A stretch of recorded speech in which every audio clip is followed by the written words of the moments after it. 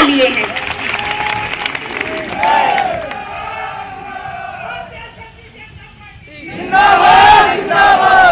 आज गर्व है हमें यह कहते हुए कि भारतीय शक्ति चेतना पार्टी का एक एक पदाधिकारी, एक एक कार्यकर्ता पूरी तरह से नशा मुक्त, मांसाहार मुक्त, चरित्रवान, समाज सेवक और समाज सुधारक है। इन्हें कोई खरीद और बेच नहीं सकता। राजनीति की बात करते हैं कि आपको क्या आवश्यकता है राजनीति में आने की? आप तो बस धर्म की बातें करो, आप तो बस समाज को नशा मुक्त करो। भैया, हमें भी वही करने में मजा आता है, आनंद तो हमें वही आता है, समाज को नशा मुक्त करने में। मगर क्या करें, हम तो अपने भाइयों को नशा मुक्त करते हैं और आप सरकारी ठेके दे दे करके मेरे भाइयों को नशेड़ी बनाते हो। मेरी मजबूरी है आपकी राजनीति में दखल देना। आप हमारे कार्य में दखल ना दो, हम आपके कार्य में दखल ना दें, मगर हमारी मजबूरी है कि भाई अगर हम एक बोतल पानी भी खरीद के पीते हैं तो उसमें टैक्स हम राज्य सरकार को ही तो देते हैं।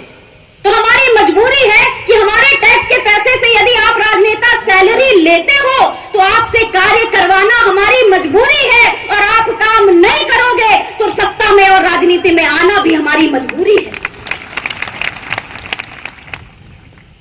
समय बदल रहा है, वक्त लग सकता है, संघर्ष आएंगे, मगर एक बात सदैव याद रखिएगा कि सत्य की सदैव जीत होती है और सत्य केवल आज भारतीय शक्ति चेतना पार्टी के पास है। वोट मांगते हैं महिलाओं के नाम पर महिलाओं पे अत्याचार रोक नहीं पा रहे। वोट मांगते हैं गौ माता के नाम पर, हम गौ हत्या नहीं होने देंगे। अभी कुछ दिन पहले, मैं किसी व्यक्तिगत गौशाला का नाम नहीं लूंगी, मगर आप किसी भी गौशाला में जाकर के देख लो, आज गायों की जो स्थिति है, वाकई गौ माता कभी उन्हें माफ नहीं करेंगी।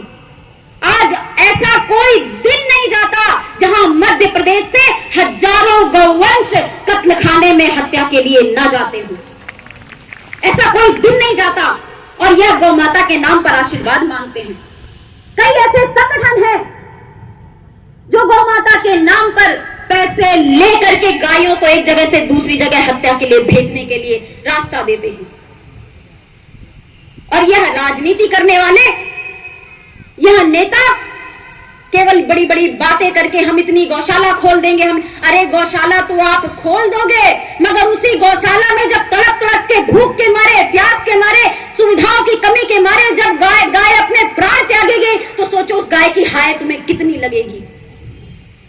मगर इससे उन्हें मतलब नहीं है, उन्हें मतलब है तो केवल और केवल अपनी राजनीति से, उन्हें मतलब है तो केवल और केवल आपके वोट खरीदने से।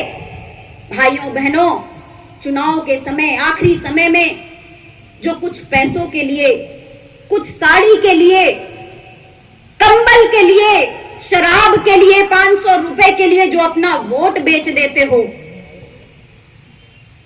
मेरा अनुरोध मान लो, एक बहन से आपका निवेदन मान लो कि भाइयों बहनों मत बेचो। यह आप अपना वोट नहीं बेच रहे हो, यह आप अपना भविष्य, आपके आने वाली पीढ़ियों का भविष्य बेच रहे हो। मत बेचो इसे, वोट पर, पैसों के नाम पर मत बेचो। अरे थोड़े संघर्ष करने पड़ेंगे, थोड़ा विरोध लेना पड़ेगा, मगर आगे तो निकलो, विरोध की आवाज तो उठाओ। मां भी तभी जानती है कि बच्चा भूखा है जब बच्चा रोता है, बिलखता है, जब चिल्लाता है। तो कम से कम अपने विरोध की आवाज तो दर्ज कराओ। हो सकता है हम कम हो, मगर हम कमजोर नहीं हैं, इस बात को सदैव याद रखें। इस मंच के माध्यम से भी मैं आदरणीय कंस मामा जी, शिवराज मामा जी को चुनौती देना चाहती हूं। भारतीय शक्ति चेतना पार्टी की राष्ट्रीय अध्यक्ष की चुनौती आज नोट करके लिख लेना। यदि घर घर ऑनलाइन शराब बेचने की योजना चलाई तो मामा जी, यह भारतीय शक्ति चेतना पार्टी आपको सत्ता से उखाड़ करके एक न एक दिन करेगी। भारत माता की। क्योंकि हम भूलते कुछ भी नहीं, हम भूलते कुछ भी नहीं। हमें याद है एक बांसुरी थी द्वापर युग में, जिसने सत्ता में चूर कंस मामा को बांसुरी की ताकत से सत्ता से उखाड़ करके फेंका था। और एक बांसुरी आज हमारे पास है, इस कलयुग की बांसुरी, और यकीन मानिए यही बांसुरी आपको सत्ता से उखाड़ करके बाहर फेंकेगी।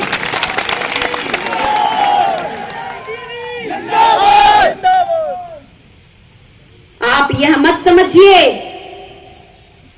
कि सब सो रहे हैं आपके राज में। एक एक व्यक्ति भारतीय शक्ति चेतना पार्टी का जाग रहा है, एक एक कार्यकर्ता जाग रहा है। इन कार्यकर्ताओं को हमने पैसे देकर के नहीं बुलाया है, इन कार्यकर्ताओं को हम प्रचार के लिए पैसे नहीं देते हैं, या अपनी जेब से अपनी मेहनत का पैसा लगाते हैं, क्योंकि उन्हें पता है कि आज सत्य और ईमानदार से कार्य करने वाली केवल भारतीय शक्ति चेतना पार्टी है, और परिवर्तन आएगा तो केवल और केवल भारतीय शक्ति चेतना पार्टी से ही आएगा। पूरे प्रदेश को लूट डाला, पूरे प्रदेश को लूट डाला मामा जी ने, और बातें करते हैं बड़ी बड़ी मेडिकल कॉलेज खोल देंगे। अरे मेडिकल कॉलेज की घोषणा तो और भी जिलों में करके आए थे मामा जी, क्या हुआ? आज तक मेडिकल कॉलेज के नाम पर एक ईंट भी वहां रखी दिखाई नहीं दे रही है। घोषणाएं करवा लो बस, मंच में आकर के बड़ी बड़ी बातें करके तो चले जाएंगे, मगर पीछे पलट करके भी नहीं देखेंगे कि क्षेत्र पानी पीने को तरस रहा है, शुद्ध पानी नहीं दे पा रहे हो, शिक्षा नहीं दे पा रहे हो, स्वास्थ्य नहीं दे पा रहे हो, सुरक्षा नहीं दे पा रहे हो। दे पा रहे हो तो केवल अपराध, दे पा रहे हो तो केवल गुंडे, दे पा रहे हो तो केवल माफिया, दे पा रहे हो तो महिलाओं को असुरक्षा, दे पा रहे हो तो बेरोजगारी, दे पा रहे हो तो किसानों को आत्महत्या, दे पा रहे हो तो केवल और केवल भविष्य छीन रहे हो। आज जनता का भविष्य छीन रहे हो। भारतीय शक्ति चेतना पार्टी अपने लक्ष्यों को लेकर के दृढ़ है, संकल्पित है। समाज को सुरक्षा, शिक्षा, स्वास्थ्य, भय, भूख, भ्रष्टाचार से मुक्त समाज का निर्माण करना, अपराध मुक्त समाज का निर्माण करना, नशा मुक्त समाज का निर्माण करना। बोलते हैं इतनी सारी पार्टियां हैं, कोई भी पार्टी नशे की बात नहीं करती, क्योंकि नशा चुनावी मुद्दा तो है ही नहीं। आप लोग क्यों नशे की बात करते हो? भाई चुनाव अलग है, नशा अलग है। तो हम भी उन्हें कह देते हैं कि भैया आपको लगता होगा कि नशा अलग है, चुनाव अलग है।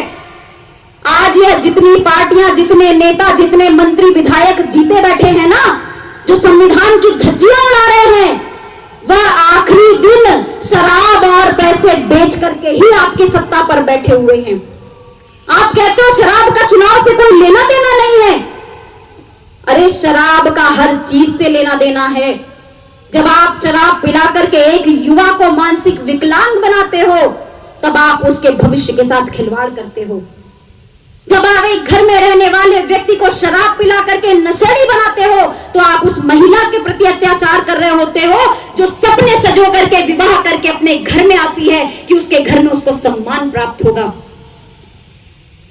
आप उस बहन के साथ धोखा कर रहे होते हो, जो अपने बच्चों को पढ़ा लिखा करके बड़ा बनाने का सपना देखती है। उसके बच्चे को नशा पिला करके आप उसके बच्चे के भविष्य के साथ खिलवाड़ करते हो। आप स्वयं बताओ, इतने सालों से राजनीति हो रही है, नेता जीत करके आ रहे हैं, जा रहे हैं, बदल रहे हैं, कभी भाजपा, कभी कांग्रेस, कभी कोई, मगर आज तक दुर्भाग्य है दमोह का कि आज तक दमोह को एक उद्योग नहीं दे सके। आज भी महिलाएं, आप निकल जाओ गांव में, गलियों में, सुबह सुबह घर के बाहर बेचारी सिगरेट बनाने को मजबूर है। वो करे भी क्या? बीड़ी बनाने पर मजबूर है। घर के बाहर वो बीड़ी बना रहे हैं, बगल में छोटे छोटे बच्चे बीड़ी पी रहे हैं। भाई जब घर